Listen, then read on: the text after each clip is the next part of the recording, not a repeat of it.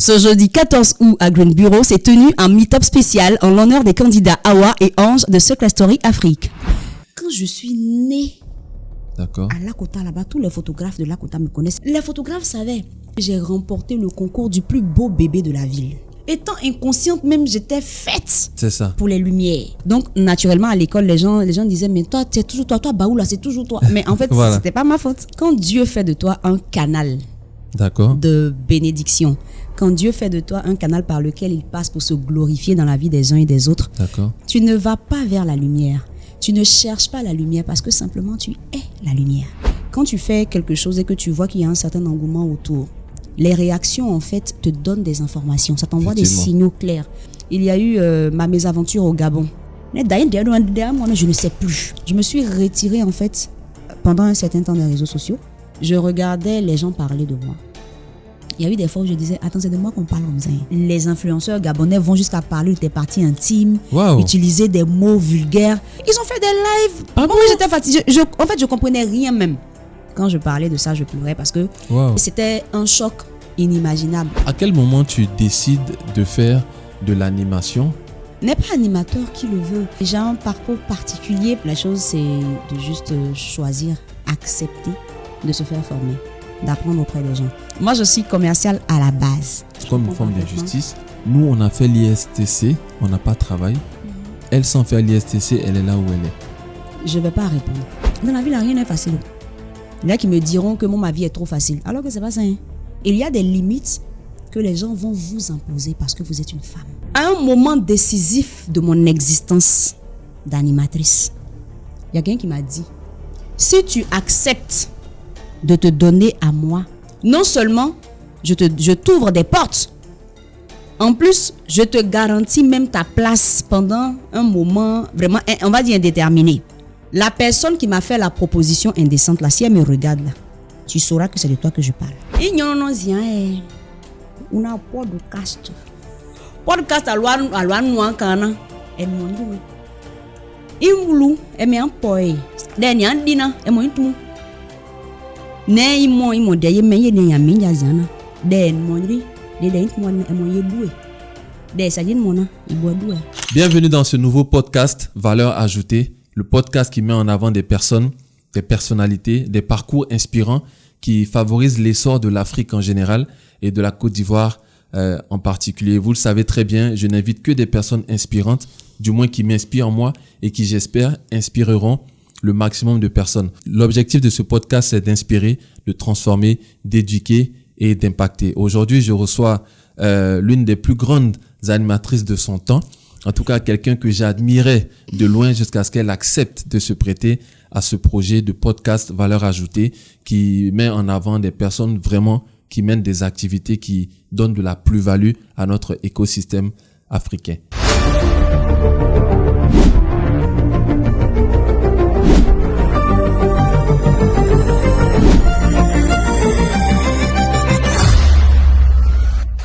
Bonjour Yann Baou. Bonjour. Comment vas-tu? Je vais merveilleusement bien, par la grâce de Dieu. Merci. Alors, histoire de tomber dans le cliché classique, qui est Yann Baou? Oui, je sais pas. ça va pas nous aider. Yann Baou, c'est une animatrice, une passionnée de culture, une passionnée de médias. C'est une femme D'accord. Qui est fière d'être qui se sent privilégiée d'être ivoirienne et qui s'évertue vaille que vaille à apporter ce qu'elle peut apporter à son pays et par ricochet à son continent. Merci pour cette belle introduction. C'est moi. Yann Baou à l'état civil, ça donne quoi? Yann, c'est le diminutif de quelque chose? Du tout. Ok. Du tout. À l'état civil, c'est Baou, Mandé, Yann, Laetitia. Ah, Laetitia, le même prénom que ma femme. Ah, oui. Ok, donc c'est ma copine également. à partir d'aujourd'hui. Je lui transmettrai tes amitiés. D'accord. À quoi ressemble Yann Baou enfant?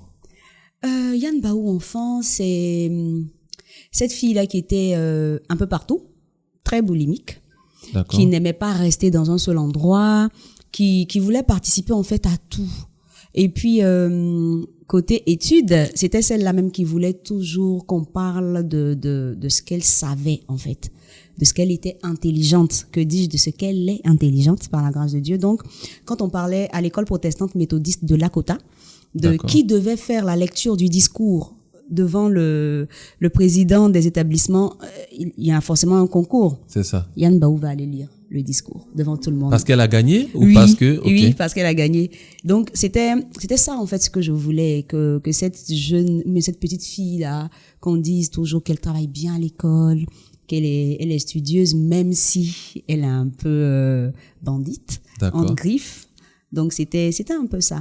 C'est vrai que je fatiguais un peu mes parents parce que j'aimais jouer, on disait que j'étais un peu distraite. Pourtant, j'étais pas distraite pour être distraite en fait. C'était un enfant qui jouait quand il devait jouer, mais quand on parlait d'études, qui se concentrait aussi. Mais peut-être qu'il était un peu plus agité que la moyenne des enfants. Un peu quand même. Un peu. On dirait. Est-ce qu'on pourrait dire que Yann Baou aimait se faire voir déjà petite? Parce que quand tu as commencé à donner ta réponse, j'ai cru percevoir ça.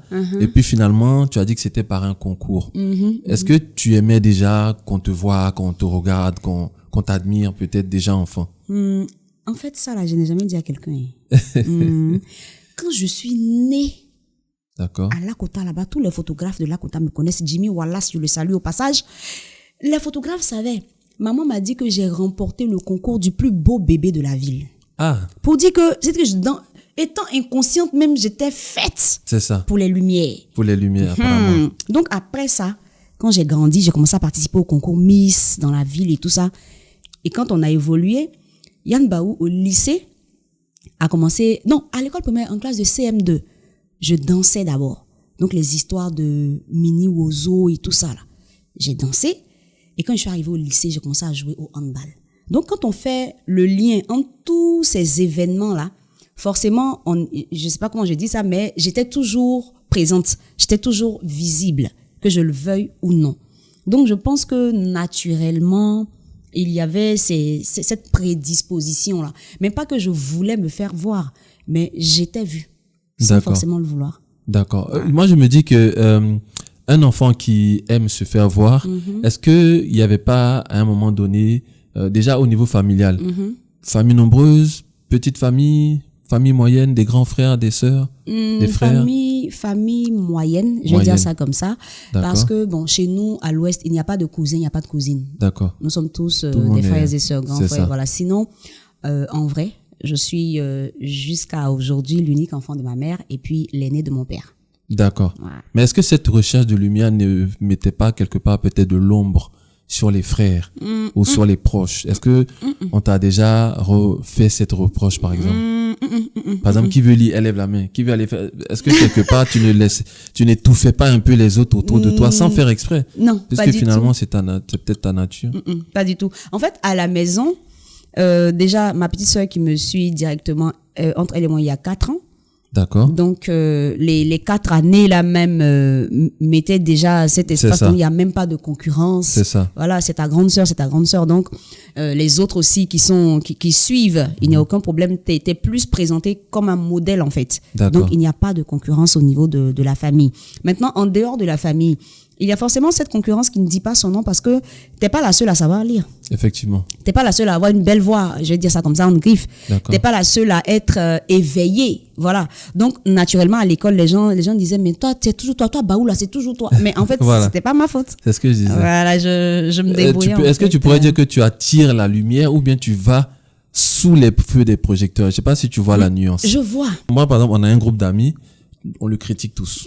Si on va à un concert, c'est toujours lui le seul gars parmi nous qui est sorti dans les photos. Il aime ça. Si on dit OK, qui veut faire un challenge, c'est toujours lui on appelle. Mais lui par contre, il est assis comme ça. Il fait rien. Voilà. Donc est-ce que tu dirais que les gens mettent la lumière sur toi ou bien c'est toi-même qui cherches la lumière, tu es toujours bien placé? En fait, le vrai point. Ça finit par sortir. Le vrai point est spirituel. Ah. Oui. Tu sais. D'accord. Quand Dieu fait de toi un canal de bénédiction, quand Dieu fait de toi un canal par lequel il passe pour se glorifier dans la vie des uns et des autres, tu ne vas pas vers la lumière. Tu ne cherches pas la lumière parce que simplement tu es la lumière. D'accord. En fait, c'est ça le vrai point. D'accord. OK.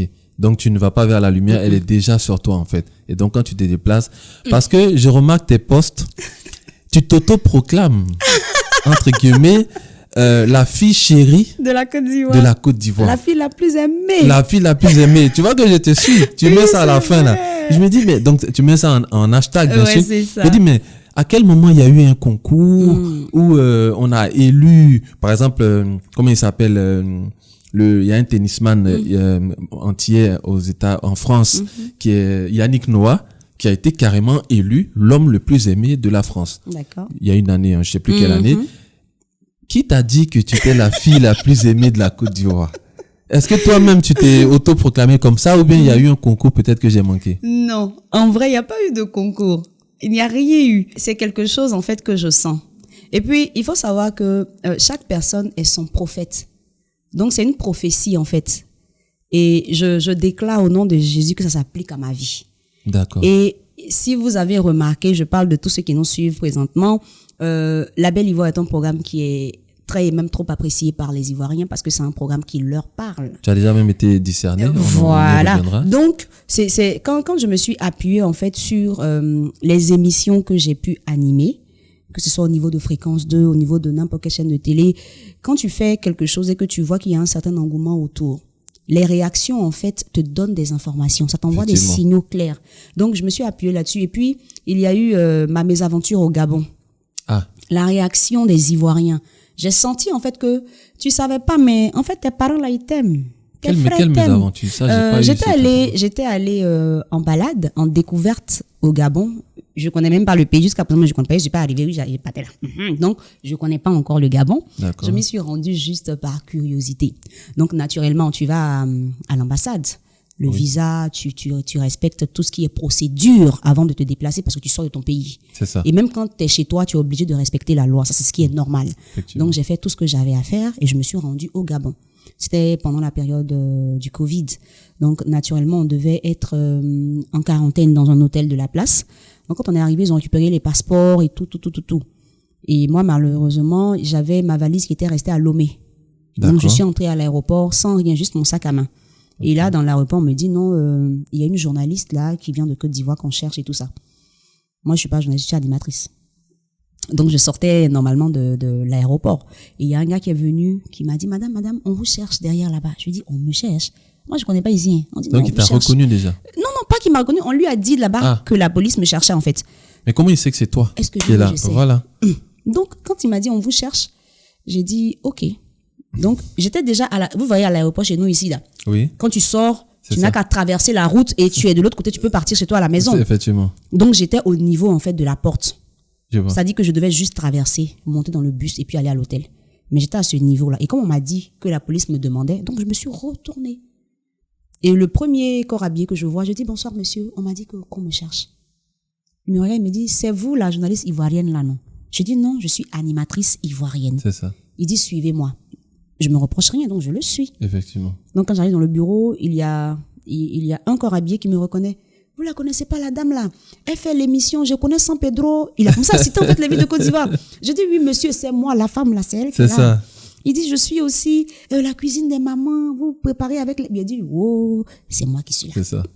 Donc après, voilà. Donc ses collègues qui disent, toi tu la connais? Le monsieur dit, oui. Dans cette histoire-là, clopi clopin, tourner, revenir, sauter, retomber sur nos pieds. On me dit non, que je dois monter dans un autre bureau. Donc moi, je les suis. Moi, je me reproche rien en fait. On me demande la lettre d'invitation, je la donne. On me demande, je dis, mais vous avez mon passeport déjà. Donc faites des copies de la lettre d'invitation et puis donnez-moi l'original pour que je puisse garder en fait. Ils ont fait la copie, ils m'ont donné. Après, je suis l'autre agent là, quand je vais là-bas. Donnez votre téléphone, votre tout. Franchement, jusqu'à présent, là, je sais pas ce qui s'est passé. Hein. Ils m'ont pas dit ce qu'ils me reprochaient, rien du tout.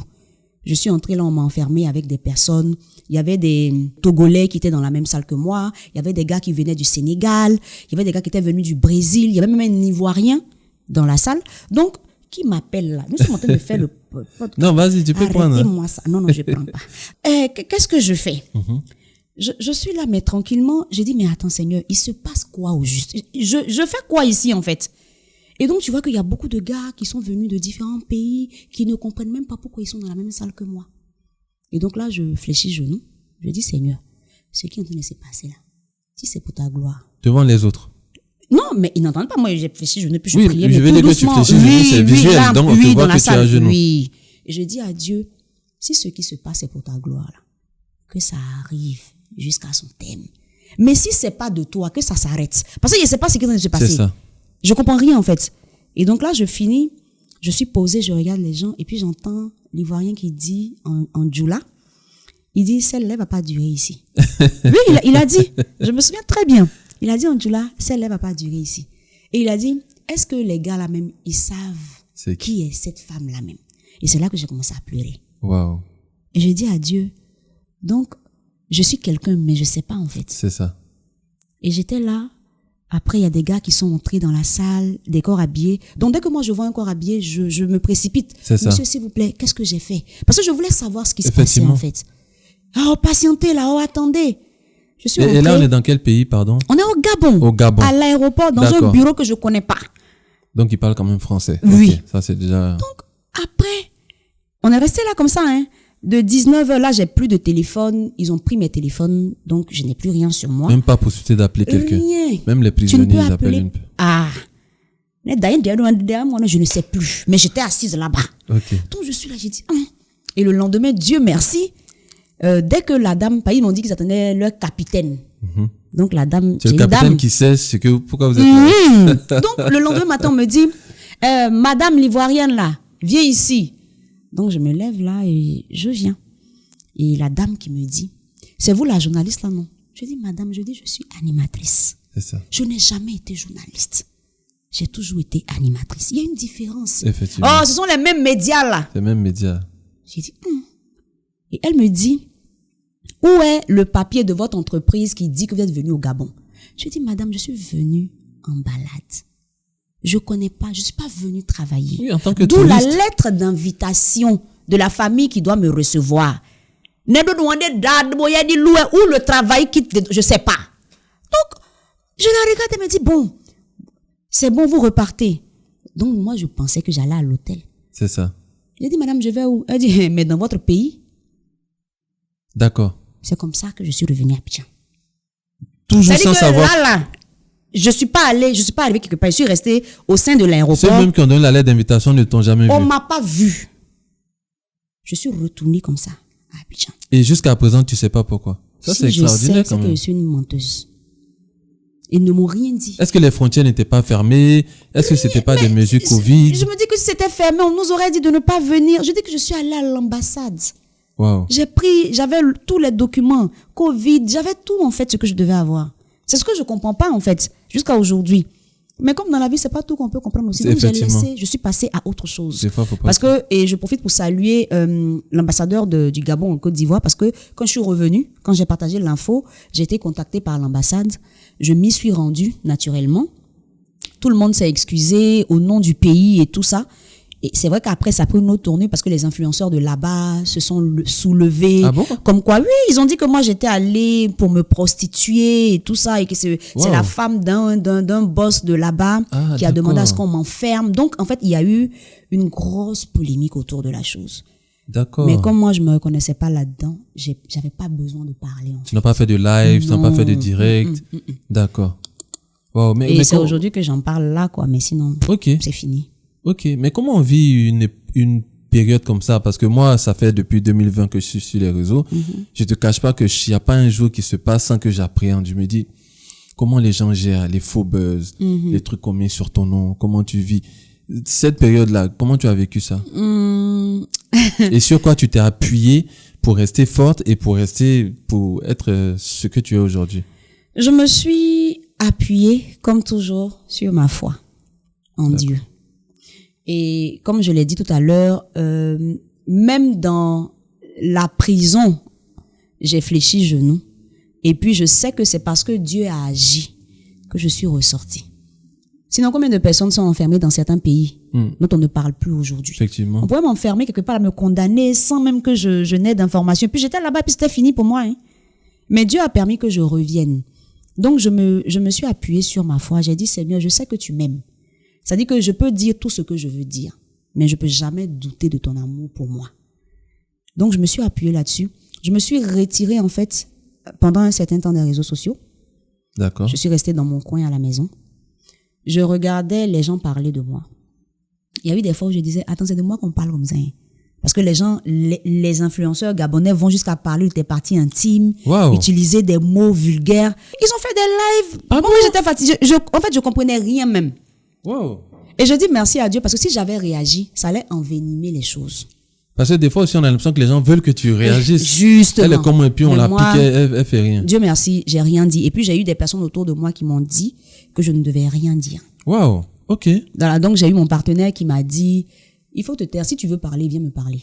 En échange, tout ce que tu veux dire là, on se dit ça à la maison ici. Quand on finit de parler, on passe à autre chose. Donc, je me suis appuyée sur lui, sur ma famille, mais de façon vraie, je me suis appuyée sur Dieu. Sur Dieu. Et puis, j'ai laissé Dieu gérer les choses. Wow. Aujourd'hui, c'est fini. Je suis pas morte. Garder le silence ne m'a pas tuée. Bien au contraire. C'est moi qui viens de parler de ça aujourd'hui, mais tranquillement. Il y a peut-être 6 mois ou 8 mois en arrière, quand je parlais de ça, je pleurais parce que il y a eu, c'était un choc inimaginable. J'ai jamais vécu ce genre de choses là. Donc, et puis franchement, je m'attendais pas à vivre ça. Mais aujourd'hui, j'en parle tranquillement et ça me sert de témoignage en fait. Et donc, je veux dire à tous ceux qui me suivent actuellement, si vous traversez une période difficile, dites-vous seulement que c'est Dieu qui permet que ça arrive, afin que vous soyez à même de rendre témoignage demain. Wow. Franchement, c'est ce que moi je pense. Je suis encore plus ravi d'être venu vers toi pour ce podcast parce que j'ai en face de moi quelqu'un qui est une forte personne qui ne l'était peut-être pas avant, mais aujourd'hui, on va dire que ça t'a bâti. Moi, je sais pas. Aujourd'hui, nous sommes tous sur les réseaux sociaux. Je sais pas ce que ça peut être une déferlante des réseaux sociaux, surtout quand tu lis les commentaires et puis bon, je suppose qu'à un moment donné, tu lisais même plus les commentaires. Non, et dans cette période-là, je me dis que ça doit être même les proches qui doivent plus souffrir. Parce que eux, du coup, ils vont avoir le mauvais réflexe d'aller lire pour voir. Donc, vraiment, félicitations. Merci. Et je me dis, est-ce que toute cette agitation, pour revenir un peu dans ton enfance, ne t'a pas freiné à un moment donné dans tes études? Non, pas du tout. Bien au contraire. Ça m'a aidé parce que moi, à partir de la classe de 6e, mon papa avait été affecté à Gagnoa. Donc, je suis restée à Lakota chez des tuteurs. Donc, cette agitation, cette ouverture d'esprit, cette capacité d'adaptation que j'ai pu développer par la grâce de Dieu m'a facilité la tâche parce que quand tu es chez des tuteurs, c'est différent de l'atmosphère de la maison. Et puis pour un enfant qui a à peine 12 ans, c'est pas évident. Mais j'étais tranquille, j'étais dans mon coin.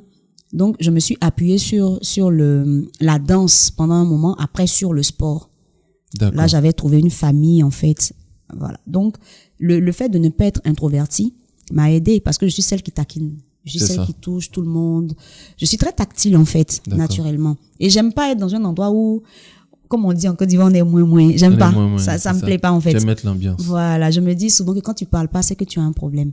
Et mes proches savent ça. Quand on est là et puis, je vois que tu es un peu trop replié sur toi-même, je me dis, tu as un problème. Pourtant, souvent, ils n'ont rien. C'est ça. Ils veulent juste pas parler. Mais moi, je me dis que on a un problème quand on n'est pas en joie. C'est ça, en fait. Donc, franchement, moi, je peux dire que ça m'a aidé. Bien au contraire. D'accord. Alors, à quel moment tu décides de faire de l'animation? Et d'abord même, quelle est la différence fondamentale entre journaliste et animateur?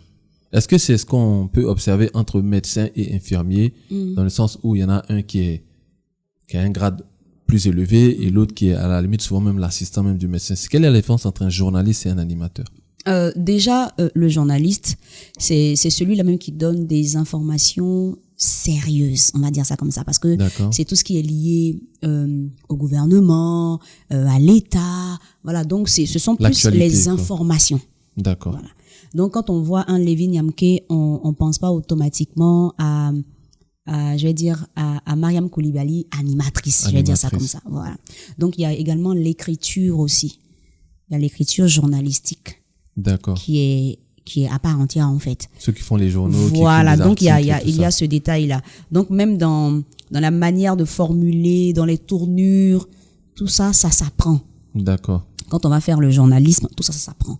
Parce que quand on lit l'article d'un journaliste, on doit faire la différence entre cet article-là et celui peut-être d'un animateur. C'est ça. Voilà.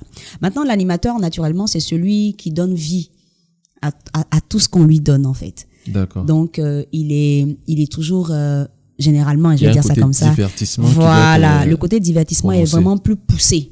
Alors que le journaliste, lui-même, il est toujours sérieux. C'est ça. Parce que ce qu'il dit est toujours sérieux. C'est ça. Donc, voici des petits éléments, en fait, qu'on peut utiliser pour différencier. Sinon, c'est vrai qu'on donne tous des informations, mais c'est comment on donne l'information. Comment le rendu, il est fait. L'animateur, il peut venir t'annoncer un décès, mais il te l'annonce d'une certaine façon, en fait. C'est ça. C'est-à-dire qu'il y a cette subtilité-là que l'animateur utilise pour faire passer son message. Mais le journaliste, lui, il est obligé de te le dire de façon carrée, de façon sérieuse. C'est grave. C'est ça. Quand on parle du journaliste, l'heure est grave, mon ami. C'est sérieux. Alors que l'animateur te dira, ah, vous savez, mon cher, c'est compliqué. Cette affaire de Covid, là. Alors que, en vrai, c'est compliqué. Mais est-ce qu'on fait des études pour être animateur? Oui. Ou est-ce que finalement, n'importe qui, entre guillemets, qui a la joie de vivre, qui a une certaine élocution, peut être animateur? Non, pas du tout. N'est pas animateur qui le veut. C'est vrai qu'on vient donner vie à quelque chose, mais il y a la façon de donner vie à la chose. Tout le monde n'est pas commercial. Sinon, on ne serait pas parti à l'école pour être commercial. On peut se dire que je peux vendre un produit, je me lève le matin, tiens, voilà la fleur, là, et puis on est parti. Pas du tout. Il y a des techniques de vente. D'accord. Il y a certains, comment je dis ça même, comment le terme m'échappe, mais je veux dire, il y a des critères en fait sur lesquels on s'appuie pour pouvoir vendre un produit correctement et qui nous permettent d'être certains de pouvoir toucher le client. Donc on se lève pas un matin comme ça pour être animateur parce qu'on sait bien parler, non. Il faut aller à l'école. Donc il y a des études oui, à l'ISTC. Ah d'accord. Quand tu vas, c'est un exemple que je donne, voilà. D'accord. Tu vas à l'ISTC par exemple, tu suis tes cours, maintenant tu peux te spécialiser dans l'animation. Tu peux faire l'audiovisuel de façon générale, mais après, il y a des spécialités qu'on peut faire. De la manière, d'autres sont cadreurs, d'autres sont monteurs. Justement. Il y en a qui, lui, choisit l'animation. D'accord. Les autres, il y a d'autres qui ils sont journalistes. D'accord. Donc tout est bien défini en fait. Mais moi, j'ai un parcours particulier parce que je ne suis pas passée par l'ISTC. Tu es passée par? Je ne sais pas comment j'ai dit ça. Voilà, parce que toi, tu as étudié commerce. Justement. Moi, je suis commerciale à la base. D'accord. Donc, quand je finis le BTS, le DUT et tout ça, je vais à Beni TV en tant que stagiaire. Effectivement. Voilà, au département commercial. Donc, c'est là-bas, auprès de la chargée de communication de la télé, du directeur de production, du DCM, de toutes ces personnes-là que j'apprends certaines choses. Et en tant que commercial, tu peux vendre un produit dont tu peux bien parler. Effectivement. Tu as cette capacité-là d'articuler et tout ça. Donc, ça te donne certaines prédispositions, en fait, à faire la chose. Donc, un matin, j'étais là, on me propose de venir, d'animer une chronique qui s'appelait Trucs et Astuces. D'accord. Donc là, on m'apprend. Sur Beni TV. Oui, sur Beni TV. On m'apprend tout ce qui est exercice de diction pour m'aider davantage. On m'apprend à gérer mon souffle parce que je parle très et même trop rapidement. Si je respire pas, on m'entend pas. Donc, ça aussi, j'ai appris. À gérer ça. Voilà, gérer ça. Et j'ai appris à faire des voix off. Tu fais des voix off? Oui. Okay. C'est de là que tout est parti. Donc, quand vous regardez sur Voix Plus, généralement, tout ce qui est reportage d'événements, de Canal. Okay. Le dernier en date même, c'est, comment on appelle ça? Secret Story, le retour de Awa Sanoko. Tu peux nous faire un bout? Attends. Non? Là, maintenant, oui, comme ça, je prends mon texte, je te lis. Ah oui, d'accord. Okay. Faut que tu sois, mon texte. faut que tu sois à l'aise. Donc, attends. D'accord. Parce que nous, on fait souvent appel à des personnes pour des voix off. Mais je suis là. Vous cherchez des voix, pourtant la voix est là. La voix est là. Ce mercredi 14 août à Green Bureau s'est tenu un meet-up spécial en l'honneur des candidats Awa et Ange de Secret Story, en présence de plusieurs invités de marque et des invités ou encore des fans de l'émission.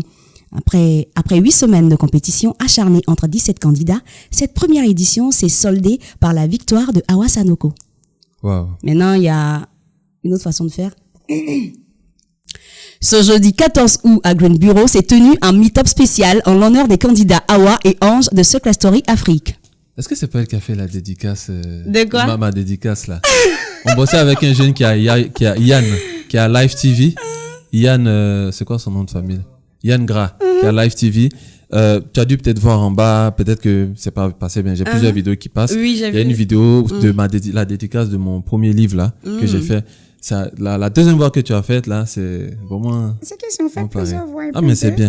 C'est bien. D'ailleurs, peut-être que tu connais Audrey Keita, qu'on va recevoir jeudi prochain. Oui. Voilà, donc elle a une école, comment on appelle ça? École des métiers de la voix. De la voix, oui. Donc, je la connais, elle est très talentueuse. Oui. Elle fait de belles choses avec sa voix. Elle devait venir aujourd'hui, et puis après, au moment de se décider, bon, la place était déjà prise, donc elle viendra la semaine prochaine. On dit souvent que le vigile, c'est celui qui n'a pas pu être policier.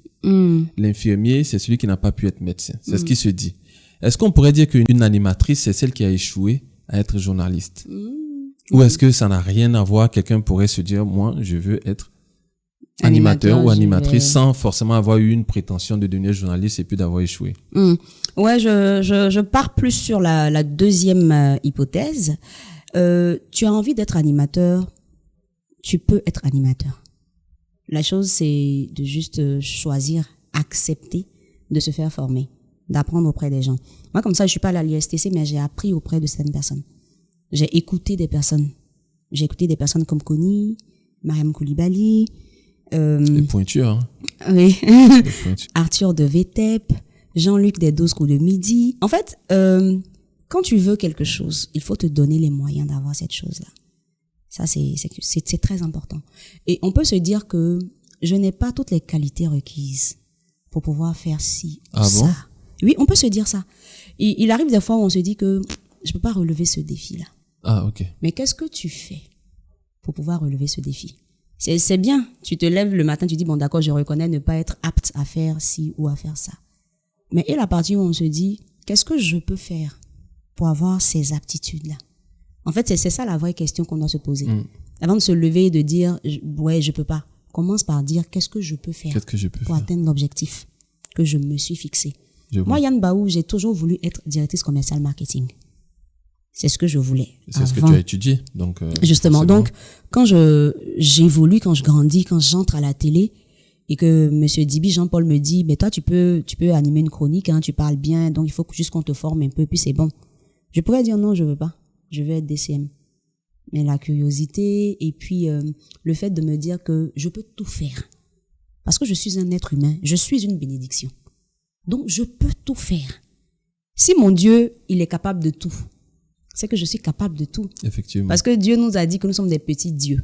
Effectivement. Donc, rien ne doit normalement nous être impossible. Normalement. Voilà. Donc, je me suis dit que tu peux faire, il faut essayer, on ne sait jamais. Et tu as essayé et ça donne ce que ça a donné. Le même monsieur m'a dit encore une fois, viens faire de la radio, on ne sait jamais. Je suis allée à Abidjan 1, j'ai appris à faire de la radio. Aujourd'hui, Yann Baou est animatrice radio et télé. À la gloire de Dieu. Si j'avais pas essayé, à la grâce de Dieu. Voilà, je serais pas là aujourd'hui. Alors Yann, ce podcast va être posté sur les réseaux sociaux, il va être suivi. Et puis il y a quelqu'un qui va tomber sur cette partie-là que tu n'as pas fait l'ISTC, et puis il va écrire un commentaire qui dira: nous on a fait l'ISTC, on n'a pas travaillé. Elle sans faire l'ISTC, elle est là où elle est. Qu'est-ce que tu viendras répondre en dessous? Donc, il va écrire ça comme une forme d'injustice, bien sûr, pas pour autre chose, comme une forme d'injustice. Nous, on a fait l'ISTC, on est là, on travaille pas. Elle n'a même pas fait l'ISTC, elle est là où elle est. Qu'est-ce que tu viendras répondre en te taguant? Qu'est-ce que tu viendras répondre en dessous? D'abord, c'est injuste. Non, je dirais pas ça comme ça. D'abord, je vais pas répondre. Ça, c'est ce que je te dis à toi. D'accord. Mais si je devais répondre... On suppose que tu dois répondre. Voilà, on suppose que je dois répondre. Le truc, c'est quoi? C'est que je vais lui dire, Dieu fait toutes choses bonnes en son temps. Dieu fait grâce à qui il veut. Si aujourd'hui, tu es à l'ISTC, c'est-à-dire pendant que nous parlons aujourd'hui, tu es à l'ISTC, c'est que hier, avant-hier, tu n'y étais pas. Pourtant, hier, avant-hier, moi, j'étais à Abidjan 1. J'étais à Béni TV. J'étais à Cocody FM. Je participais à Première Antenne sur Fréquence 2. Je remportais le concours en étant meilleure animatrice en 2017. Ce qui m'ouvre les portes de cette grande radio qui est Fréquence 2. Pendant ce temps-là, moi, j'apprenais auprès de Mariam Koulibaly, auprès d'Isaac Dosso. J'apprenais auprès de Connie Touré. J'ai pas fait l'ISTC. Je me suis pas retrouvée dans la même salle de classe que toi ou que tes devanciers. Mais je me suis assise, je me suis abreuvée à la bonne source. Ce qui me permet aujourd'hui de redonner cette même source-là à ceux qui me suivent. Et je pense que mon travail parle de lui-même. Donc, il n'y a pas d'injustice. Tout est une question de temps. Le temps que Dieu choisit, là, c'est ce qui est le plus important. Il faut juste prier pour être là où il faut selon le plan de Dieu et au bon moment. C'est tout. Et peut-être qu'on peut aussi se dire que, parce que il y a des personnes, par exemple, qui font médecine, et puis finalement, qui se retrouvent à ouvrir un restaurant. La carrière, on va dire, non, le cursus académique qu'on a, souvent ne définit pas. Moi, j'ai fait économie. J'ai un bachelor en économie, Université de Plymouth en Angleterre. Bon, regarde ce que j'ai fait aujourd'hui. Ça n'a rien à voir. Donc, quelque part aussi, pouvoir saisir l'opportunité qui t'est donnée à un moment donné. On va revenir un peu sur un épisode de ton parcours qui était Label Ivoire. Comment est-ce que tu es sélectionné pour cette émission qui, pour moi, est... J'ai bien aimé aussi la cuisine des mamans parce que...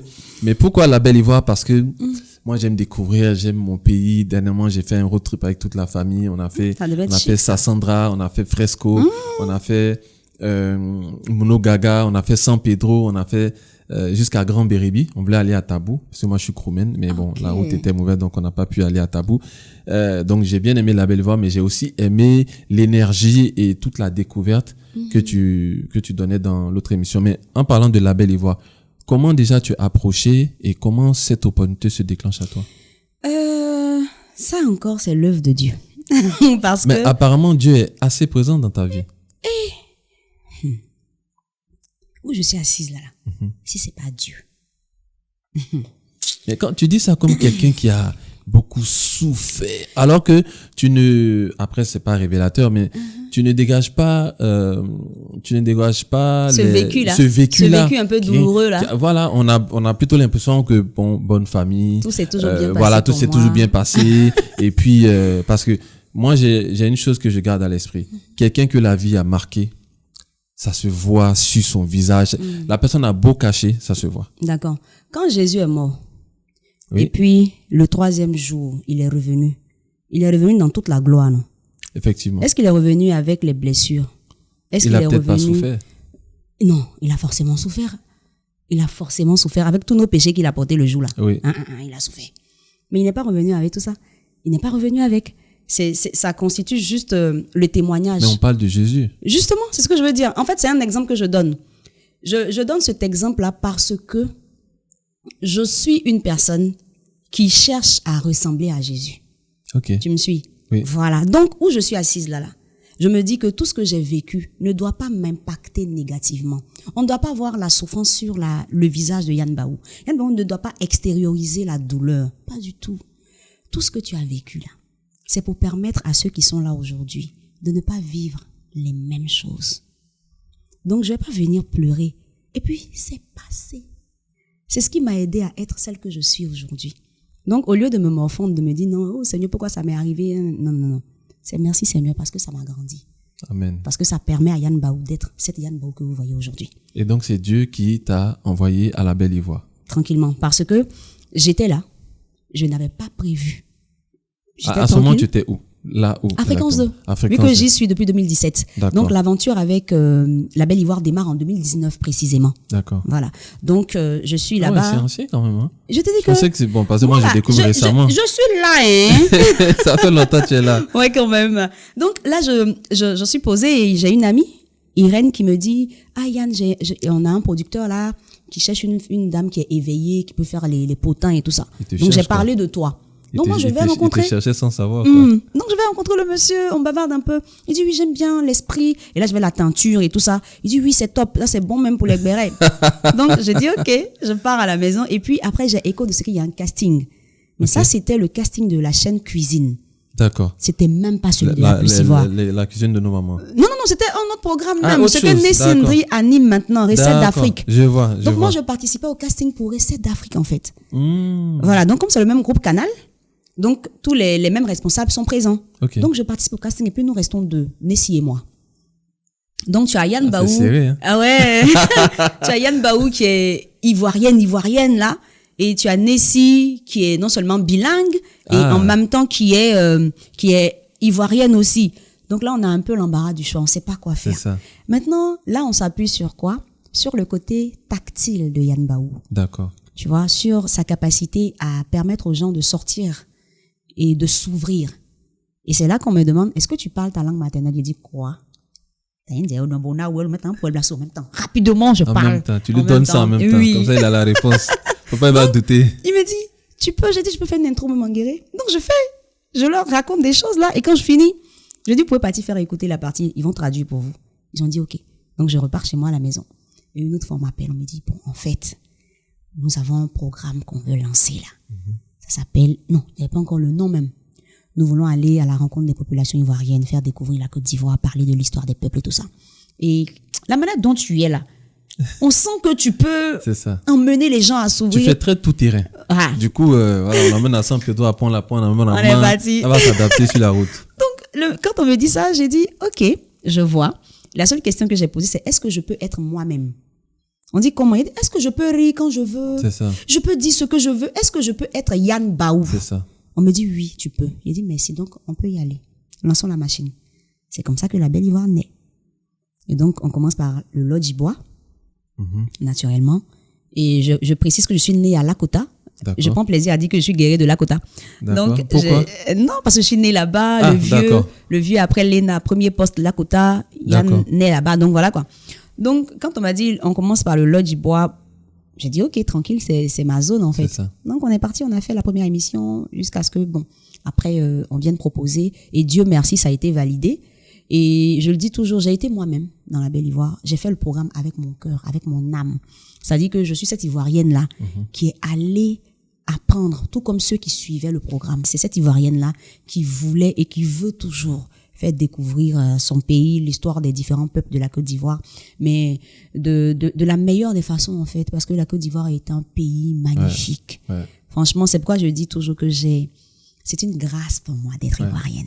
Mais alors, l'injustice continue, parce que tu pars faire moi, je trouve ça injuste. Tu pars faire le casting d'une émission, et on te met carrément ailleurs. Du coup, de l'autre côté, tu ne fais même plus de casting. Et sur un programme qui vient, mais... Oui. Mais on peut même imaginer qu'il y avait aussi des gens qui étaient venus faire le casting de la Belle Ivoire. Tu as essayé de te renseigner pour savoir où ces personnes... il y en a pas... Tu sais, quand tu t'en vas, il n'y a plus Dieu à disposer là. Tu ne poses pas de questions. C'est ça. Tu t'en vas. Tu viens pour un truc A, on te dit non, il y a un truc X qu'on avait prévu. Je suis partie, tranquillement. D'accord. Et puis ça a donné ce que ça a donné. Et franchement, c'était une très très belle émission qui a été d'ailleurs même décorée. J'étais même là ce jour-là au African Talent. Tu as été décoré aussi le jour. J'ai été décoré. Comme il ne s'agit pas de moi, on est là pour toi. Mais je vais dire que je crois que c'est là où je te vois pour la première fois. En vrai. Ouais. Parce qu'après, avec l'épisode Soto qu'on te visionnait, en vrai comme ça.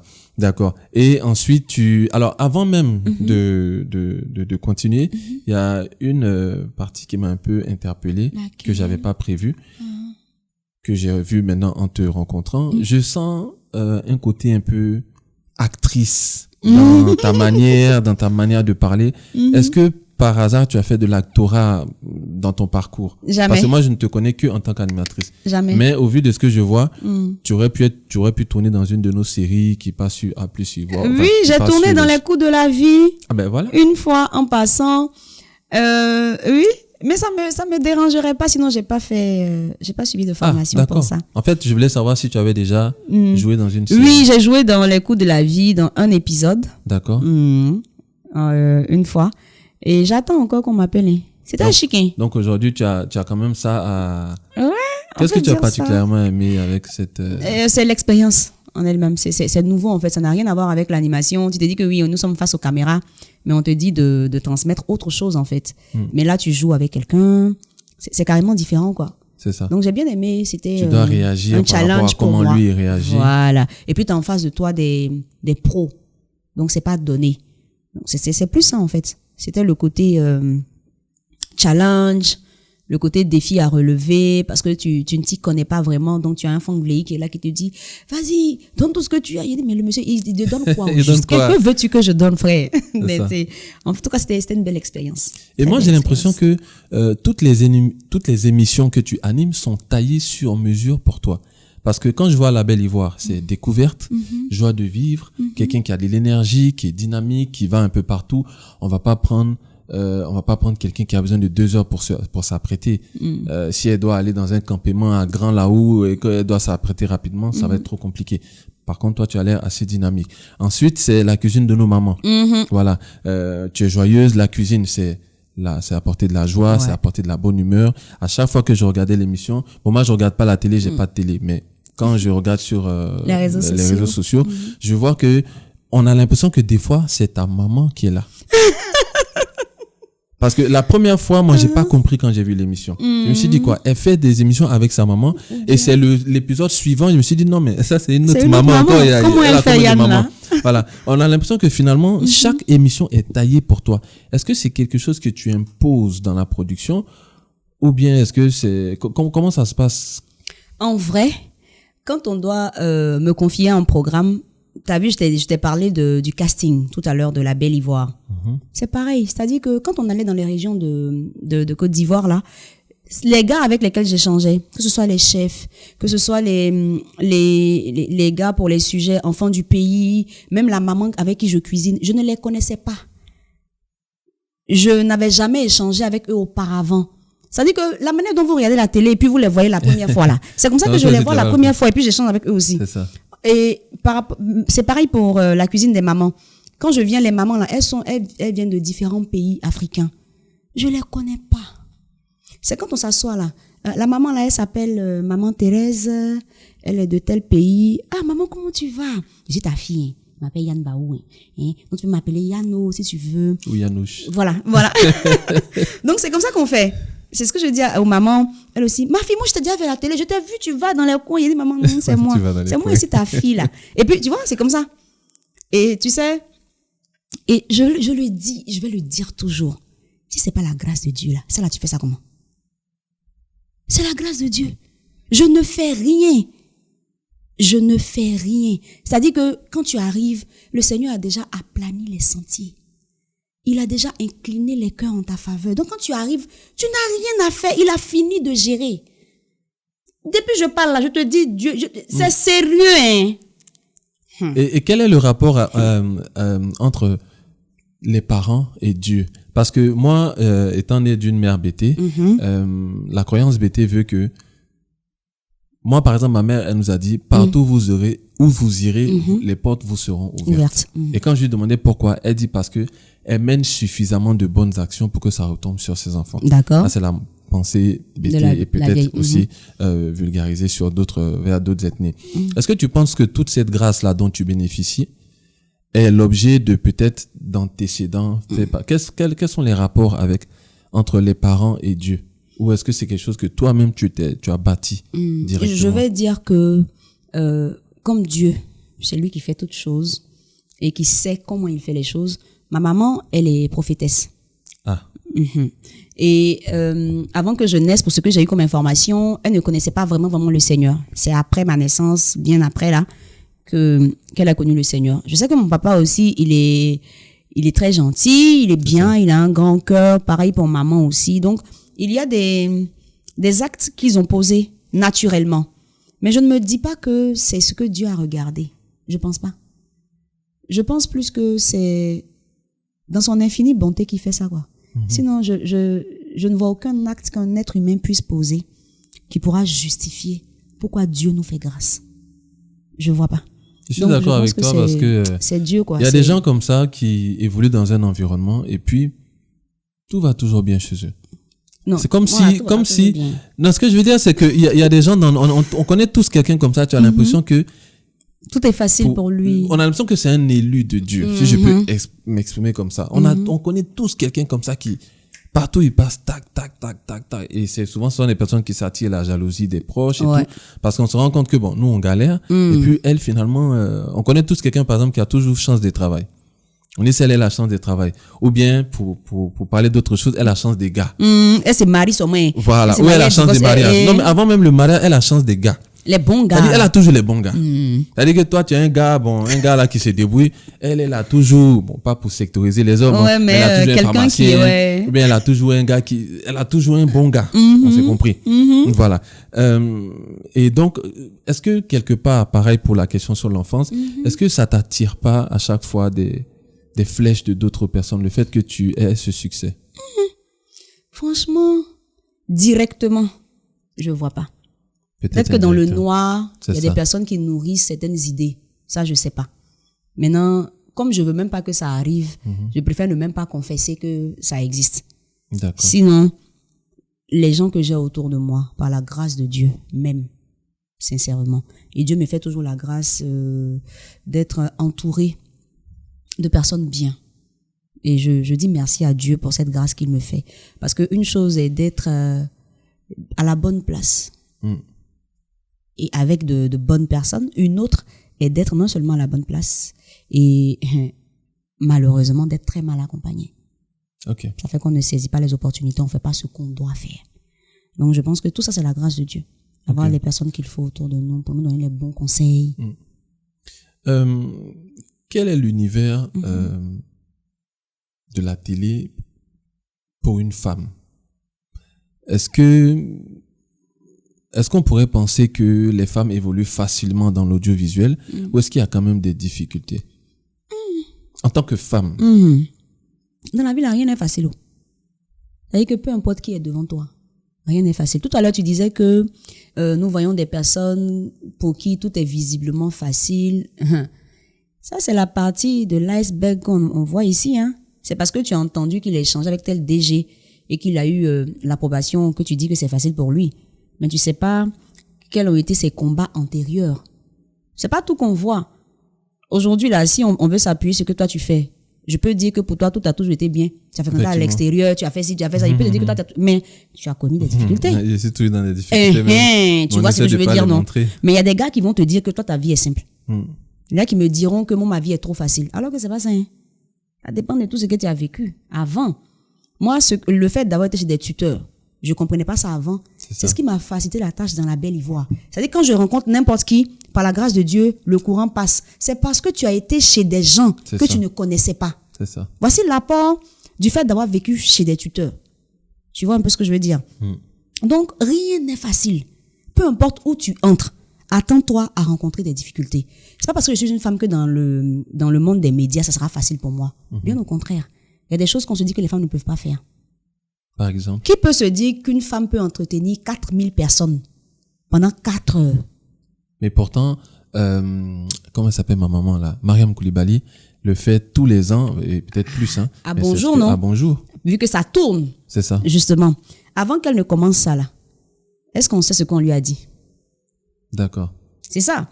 Donc, en fait, il y a certains challenges qu'on se dit que toi, tu peux pas forcément gérer. Parce que tu es une femme. Voilà.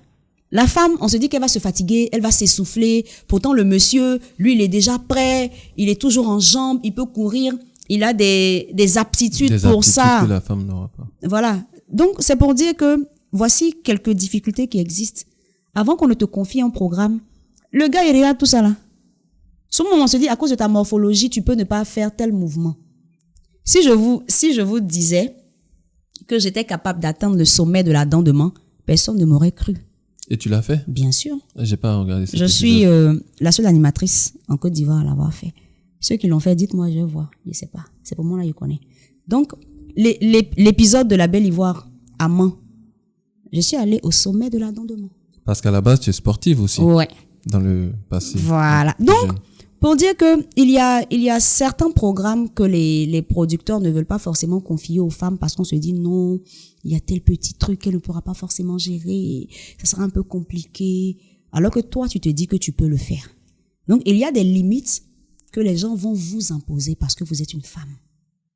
Maintenant, ça sera à vous de dire non, il n'y a aucune limite. Je peux tout faire. Je peux tout faire. Cette émission ne serait pas véridique si je te posais pas une question que peut-être tu te doutes. Laquelle? En ce qui concerne les propositions indécentes. Parce que tout ce qui est show business, on a eu Mimi Blonde ici et d'autres, tout ce qui est show business, tout ce qui est... Vous êtes beaucoup exposés, d'accord? Donc automatiquement, on se dit, l'homme est attiré par tout ce qui est convoité.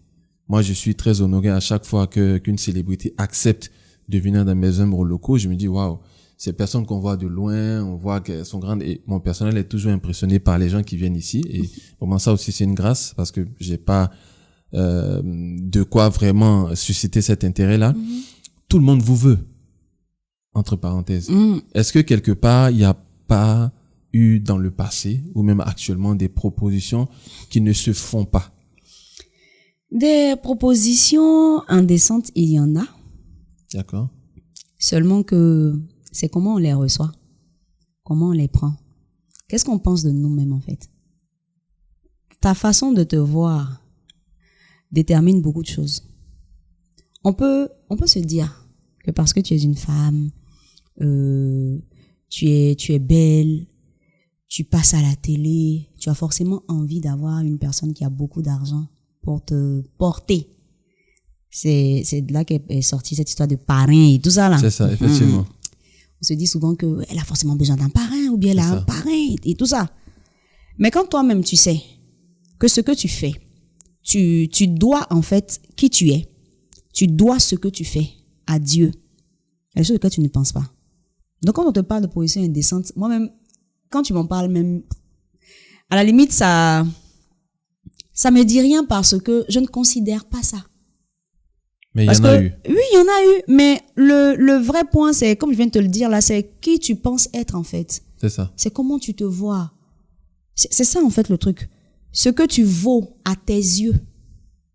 Parce que si tu cèdes, ça montre que tu n'as aucune valeur à tes yeux toi-même en fait. Mais alors, pour ouvrir une brèche d'espoir, est-ce qu'il t'est déjà arrivé de ne pas céder et d'avoir quand même eu ce pourquoi on voulait mettre cette barrière-là? Je sais pas si tu comprends la question. Il a compris, attends. T'as dit, il voulait? Non, j'ai compris, faut pas compléter. Ceux qui me regardent là, regardez-moi bien. Ok, c'est ici qu'ils vont te regarder. Ici, regardez-moi. Moi, Yann Baou que vous voyez là, proposition indécente là, j'en ai reçu. On a fait ça bien avant que je n'arrive là où je suis. La personne qui m'a fait la proposition indécente là, si elle me regarde là, tu sauras que c'est de toi que je parle. À un moment décisif de mon existence d'animatrice, il y a quelqu'un qui m'a dit, si tu acceptes de te donner à moi, non seulement je t'ouvre des portes, en plus, je te garantis même ta place pendant un moment vraiment, on va dire indéterminé. Il a dit, ok, d'accord. Je l'ai regardé puis je lui ai dit, avant de venir ici là, j'ai parlé à quelqu'un qui est plus grand que toi-même. Il est plus grand que moi. Il est plus grand que nous tous. Il s'agit de Dieu. Je lui ai dit, Seigneur, où je m'en vais là? Si tu as prévu que j'entre où je veux entrer là, pour ta gloire, faut le faire. Si c'est pas le cas aussi, je vais retourner chez moi à la maison. Et tel que les choses avancent, je sens qu'il est en train de m'emmener quelque part. Donc c'est pas maintenant que je vais venir gâter les choses. Et puis je suis restée carrée. Je suis sûre, aujourd'hui où je vous parle, que si je n'avais pas refusé ce jour-là, je ne serais pas assise aujourd'hui en train de vous parler. Donc je sais pas ce qu'on te proposait. Je sais pas c'est quoi la garantie que la personne te donne. Mais la seule garantie qui est une vraie garantie, c'est celle de Dieu. Il faut avoir la foi. Il faut compter sur Dieu. Il faut prier. Et puis il faut faire ce que tu as à faire. Tu es venu sur la terre, là, c'est pour accomplir quelque chose de grand. Et ta seule force, c'est Dieu. En tout cas, que celui qui a des oreilles pour entendre, entende. Mais n'est pas là. Qu'est-ce qui s'est passé ensuite? Ensuite, tu as eu l'opportunité ou pas? J'ai eu l'opportunité, j'ai évolué et j'ai atteint le niveau que j'ai aujourd'hui. Voilà, c'est à ça que je voulais arriver. Oui. Donc, parce que normalement, ce à quoi on a l'habitude, tu dis non. Et puis on t'éjecte, non? Moi aussi, je dis non. Ah, d'accord. C'est Dieu. Et donc, il y a eu collaboration qui a duré. Bien. Quand tu vas couper les caméras, je vais t'expliquer bien. D'accord. Je ne veux pas exposer des gens. Non. Mais dans cette émission, on parle de personne d'autre. Je te promets que devant Dieu, j'ai dit non. La porte s'est ouverte. Wow. Je suis entrée. Je me suis assise. Je me suis tellement assise que je suis montée. Okay. Et j'ai atteint le niveau que j'ai aujourd'hui. Et c'est pas forcément, on parle pas forcément de là où tu es actuellement. Non. Voilà. Ça s'est passé un jour dans ma vie. Mais est-ce que tu t'es pas dit que peut-être que la personne voulait justement sonder ta ténacité, ou bien si tu allais donner, il allait prendre? Bon, il y a sondé, c'est sondé, l'on connaît. D'accord. Quand c'est sondé, c'est pas sondé. Puisque là, sondé, pourquoi? Il n'y a pas d'examen, il n'y a rien. C'est quoi? C'est pour entrer à l'église ou bien? Il va te prouver quoi ici? Ça, c'est assez intéressant et justement, ça ouvre une lueur d'espoir pour dire que des fois, on peut quand même accepter. N'acceptez pas, faut pas dire. Refusez même, n'acceptez pas les propositions indécentes. À toutes les femmes qui me regardent là, vous n'êtes pas obligées d'accepter. Il n'y a aucune obligation. Tu es allée à l'école, non? Tu es intelligente. Tu vaux beaucoup. Aïe. Et cette phrase-là me revient toujours. On est riche de ce qu'on sait, de ce qu'on connaît. Ce que tu connais là, c'est en toi. Si tu n'as pas donné, on ne saura pas. Donc, tu es toi. Tu es unique.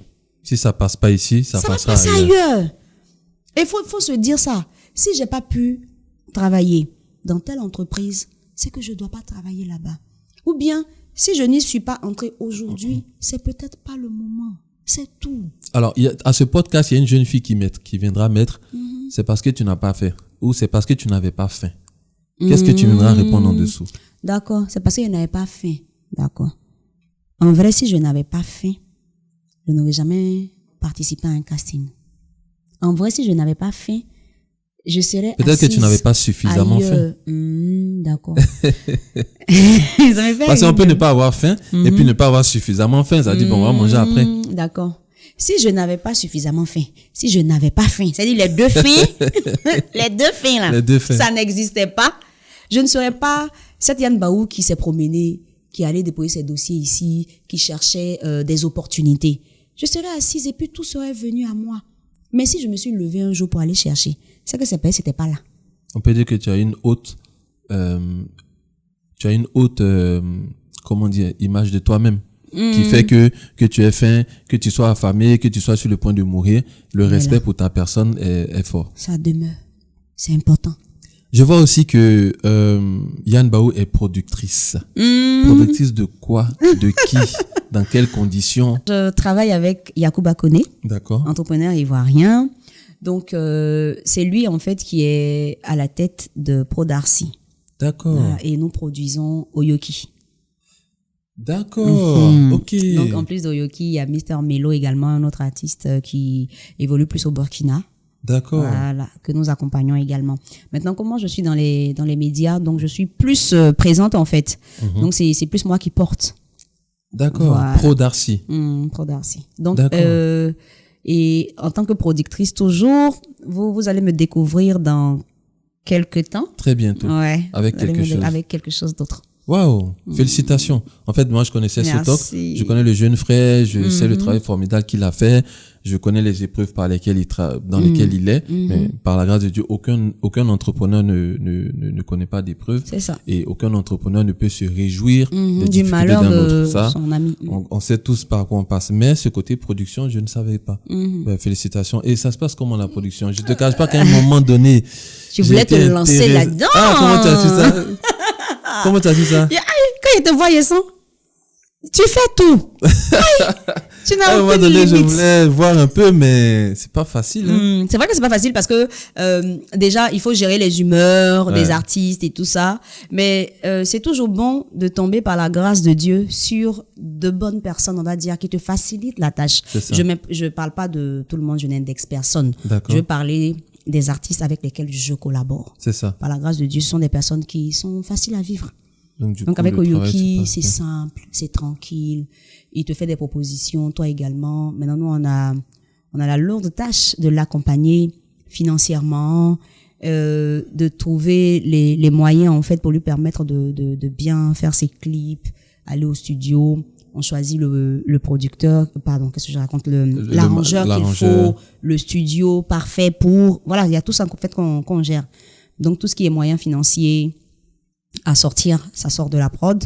Maintenant, en termes de communication autour de la chanson en question, c'est la prod qui gère. Donc, tout ce qui est chaîne de télé, tout ce qui est radio, voilà. D'accord.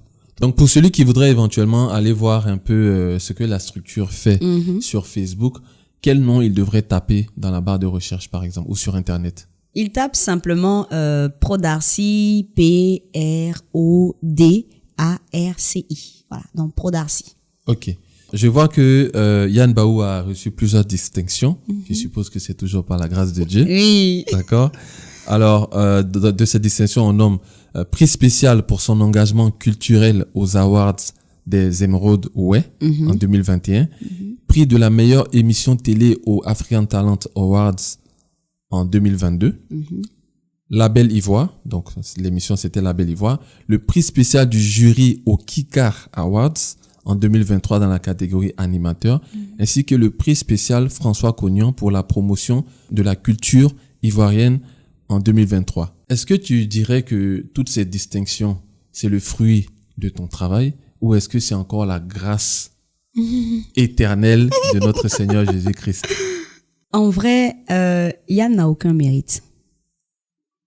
Et je le dis toujours dans mes prières. Je ne sais rien. Je ne vaux rien. Tout ce que je fais, c'est par la grâce de Dieu. C'est ce que Dieu a mis en moi. C'est la faveur de Dieu sur ma vie qui me permet de faire tout ce que nous voyons.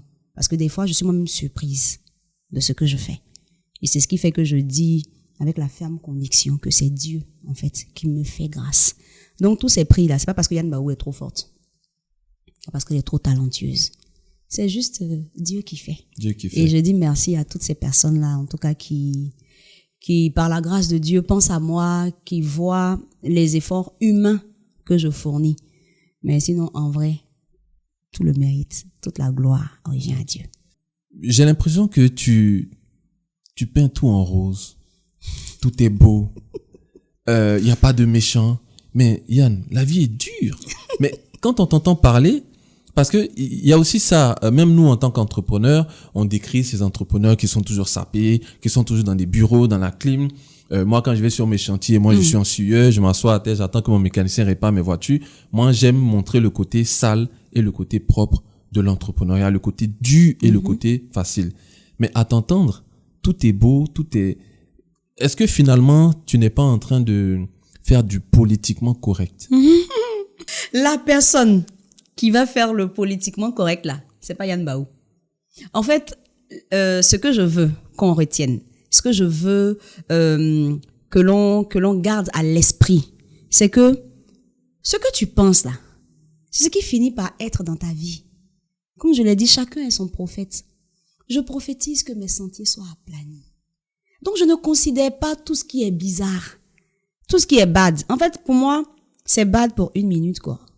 Et puis c'est bien, c'est bon pour tout le temps qu'il reste.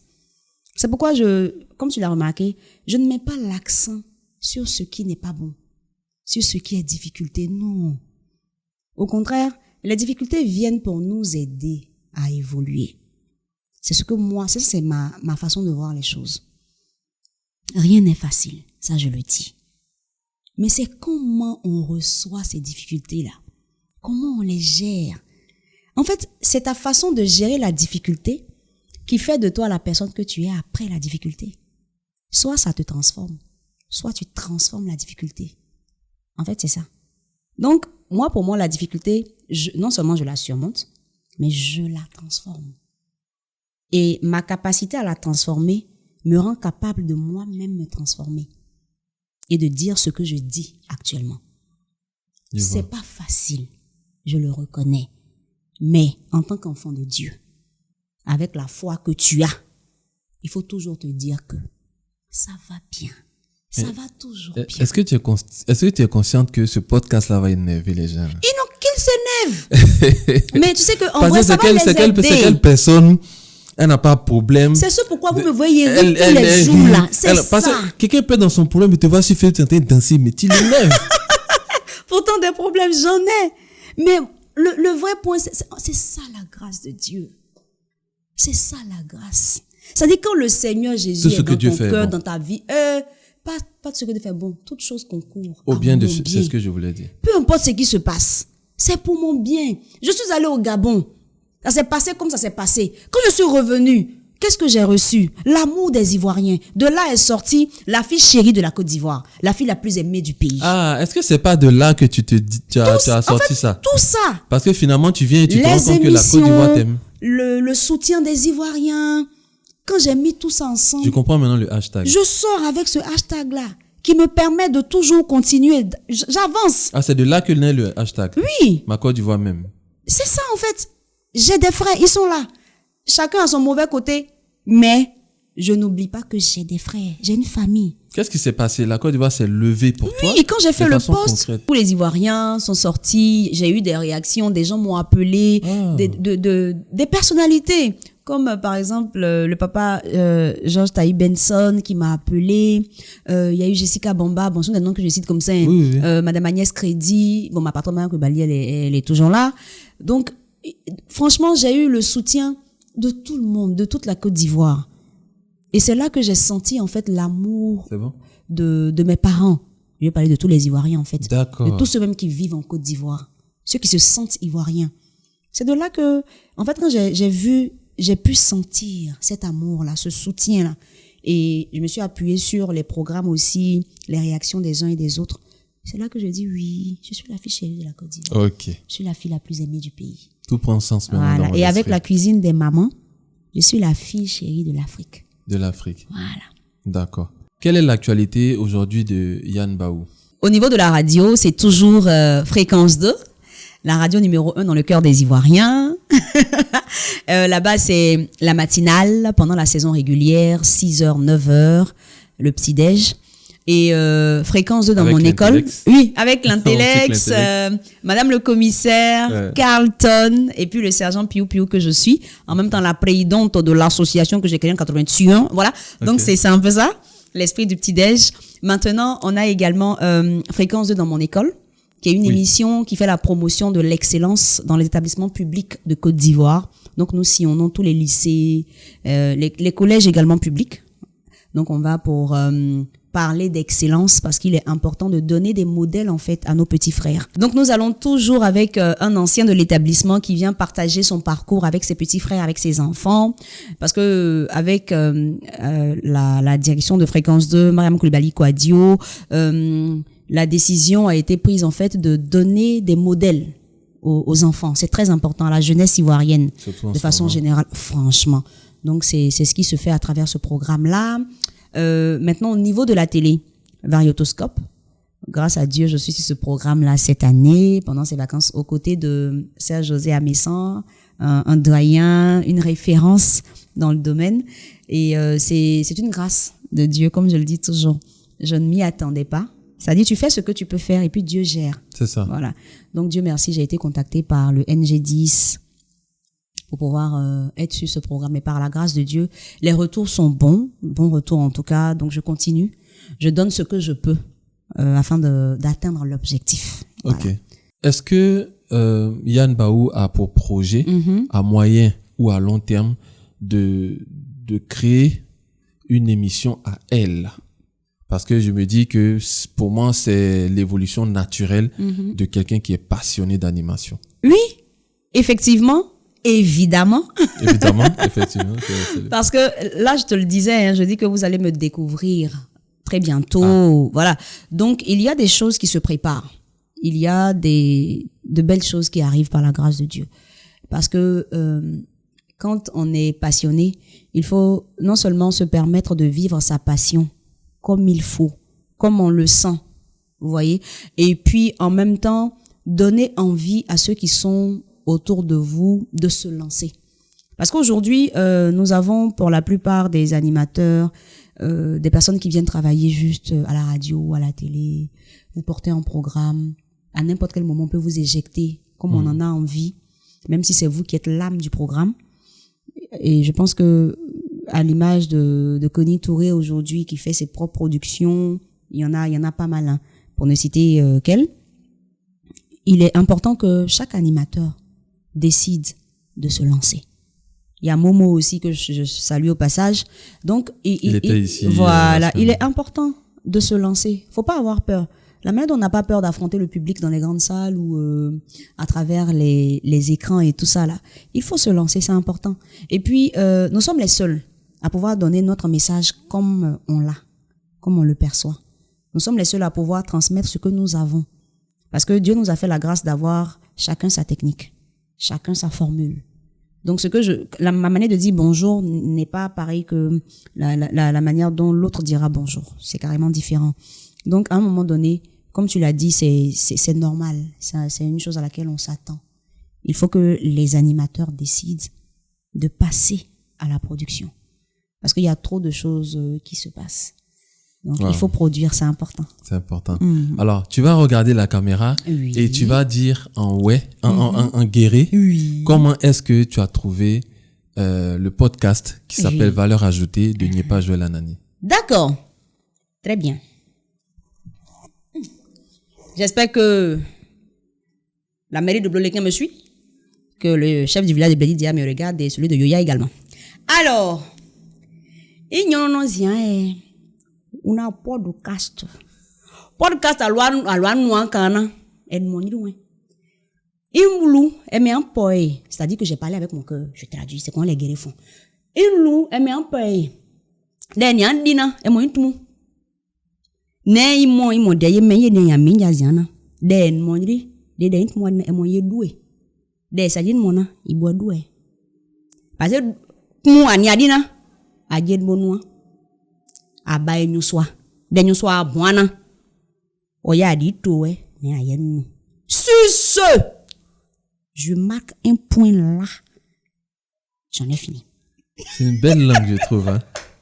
Merci, toi au moins tu es bien. C'est une très belle langue, je trouve. Les Senoufo là, ils sont jaloux là-bas actuellement. C'est la meilleure langue de Qui est l'esclave des guerriers? Senoufo déjà. D'accord. Gouro. Ok. Lui. Et est-ce qu'ils vont confirmer ça? Parce que moi, je suis beaucoup en milieu rural. Si on demande à Mariam Koulibaly là où elle est, et elle me regarde, elle sait que les guerriers sont ses patrons. Elle sait. C'est une dame que j'aime beaucoup, mais elle sait que les guerriers sont ses patrons. Elle sait au fond d'elle. Elle sait. Même, comment il s'appelle? Eris Congo. Quand je parle, il se tait. Ah bon? Lui, il peut pas parler quand je parle. Moi, Bipomis Junior, quand je parle, il se couche. Ok. Ils sont assis là, ils me connaissent. Salutations à tous les ouais et puis les petits là. Laissez-nous voir, allez-y, vous l'avez, arrêtez de me bassa que l'engbe, s'il vous plaît. Voilà.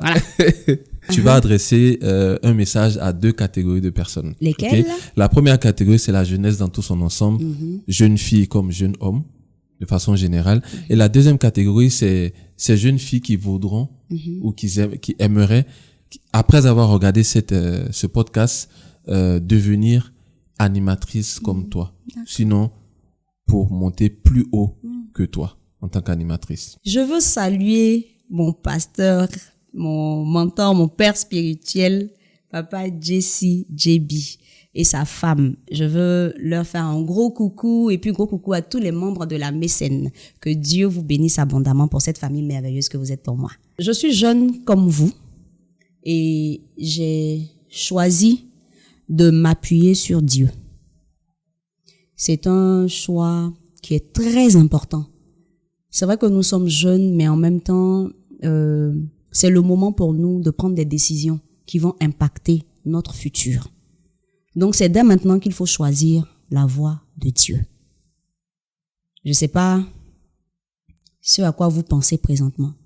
Je ne sais pas quel est le choix que vous voulez faire. Mais en tout cas, moi, Yann Baou, j'ai choisi Jésus. Et Jésus, la manière dont je fais pour lui, là, il fait pour moi plus que je ne le mérite. Et donc, c'est lui que je veux vous présenter aujourd'hui. Faites confiance à Jésus. Il fera forcément des exploits avec vous. Il y a beaucoup de vices. Il y a beaucoup de propositions qu'on peut vous faire parce que simplement vous êtes jeune. Et étant dans le milieu, je sais que tout est une question d'âge. Là, tu es passé à la deuxième catégorie. Non. Ah, okay. Toujours à cette jeunesse générale. Étant dans le milieu, il y a des propositions qu'on vous fait parce que vous êtes jeune, justement. On ne peut pas les faire à d'autres personnes ou bien à des personnes d'un certain âge. C'est pour vous dire que votre jeunesse est une richesse. Donc, vous devez pouvoir profiter de cette richesse qu'est votre jeunesse. Et cela passe par vos choix. Ne vous laissez pas aller. Ne suivez pas le cours des choses. Non, il faut imposer votre rythme à la vie en faisant les bons choix. J'espère que ce que j'ai dit là, vous avez compris. Si je n'avais pas fait le bon choix, je ne serais pas là aujourd'hui en train de vous parler. Deuxième catégorie. Toutes les jeunes filles qui me regardent, ou bien de façon générale, toutes les filles ou les femmes qui veulent être animatrices. Vous n'avez aucune limite. Premier point. Vous êtes capable de faire des choses merveilleuses. Parce que vous êtes des créatures merveilleuses. Dieu vous a envoyé sur terre pour quelque chose. Et il vous a permis d'avoir l'expérience que vous avez afin que vous puissiez atteindre vos différents objectifs. Levez-vous juste. Décidez déjà de ce que vous voulez faire. Je veux être animatrice. Je vais me renseigner. Je vais par exemple à l'ISTC. Je vais apprendre auprès des devanciers. Ils sont là, ils sont pas fermés. Ils sont pas méchants. Tout dépend de comment tu vas vers eux. Vous allez demander conseil. Même des petits stages qui ne sont pas rémunérés. Tout ça là, ça aide. Moi, j'ai été stagiaire pendant plus d'1 an. On me donnait 5 000 francs par semaine. Je suis pas morte. J'ai fait. Je suis pas morte. Tu viens parler du lundi au samedi. Même 150 000, tu gagnes pas. Mais tu es là. Tu fais matin, tu fais à midi. T'as même gorge, hein. Tu fais émission matin, tu fais émission à midi. Tu viens faire émission vendredi, tu as fini la matinale. Hein. Tu viens faire émission vendredi soir. Samedi encore, tu es à la radio. Au point où le patron dit, mais toi là, tu es la seule. Et puis tu fais toutes les voix, c'est-à-dire que tous les spots, tout. Tu fais tout. On pourrait voir ça comme une torture au départ. C'est ce qui fait que Yann Baou est devant vos pieds parle aujourd'hui. Donc, armez-vous de courage. Ayez foi en Dieu. Ayez foi en vous-même. Ne cédez pas. Ils peuvent rien vous faire. Ils peuvent rien changer. Ils peuvent rien créer même. C'est Dieu qui fait toutes choses. Donc, priez, concentrez-vous. Ayez confiance en vous. Vous pouvez faire de grandes choses. L'histoire de l'Afrique, l'histoire du monde ne pourra pas s'écrire sans vous. Vous avez compris? Et fini par là. Vous venez d'assister à un podcast tout feu, tout flamme, avec une dame, que dirais-je, une icône de l'animation en Côte d'Ivoire. Vous avez pu sentir son énergie. Elle a profité de ce podcast pour divulguer des messages qui sont importants et poignants. Et nous allons tous essayer d'en faire bon usage.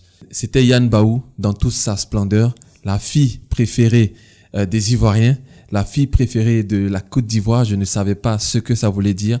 Aujourd'hui, j'ai pu découvrir énormément de choses sur elle et j'ai passé un superbe moment. J'espère que vous aussi. Je rappelle que ce podcast a 4 objectifs: inspirer, éduquer, transformer et impacter. Au prochain podcast.